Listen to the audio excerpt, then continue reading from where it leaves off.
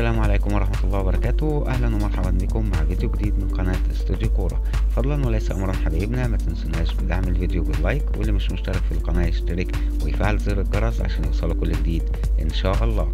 أعلن رئيس نادي الزمالك المصري المستشار مرتضى منصور فسخ التعاقد مع لاعب الوسط المغربي زكريا الوردي، ولكن بالتراضي. وكان الوردي انضم إلى الزمالك في فترة الانتقالات الصيفية الماضية في صفقة انتقال حر قادما من نادي الرجاء البيضاوي المغربي.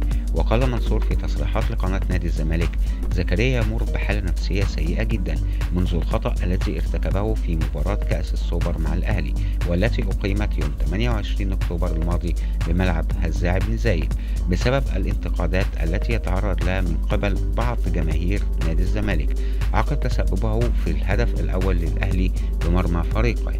وأضاف منصور: زكريا أخبرنا برغبته في الرحيل عن الفريق منذ 10 أيام، وحاولنا إقناعه بالاستمرار معنا خلال الفترة القادمة، ولكنه أصر على رحيله عن النادي في يناير القادم. وأوضح: هناك قلة من جماهير نادي الزمالك تهاجم اللاعبين دائما ويريدون إسقاط النادي، ومن قبل تسببوا في رحيل محمود علاء واليوم زكريا الوردي، ولكنني سأتخذ معهم الإجراءات القانونية إذا استمروا في فعل ذلك الأمر.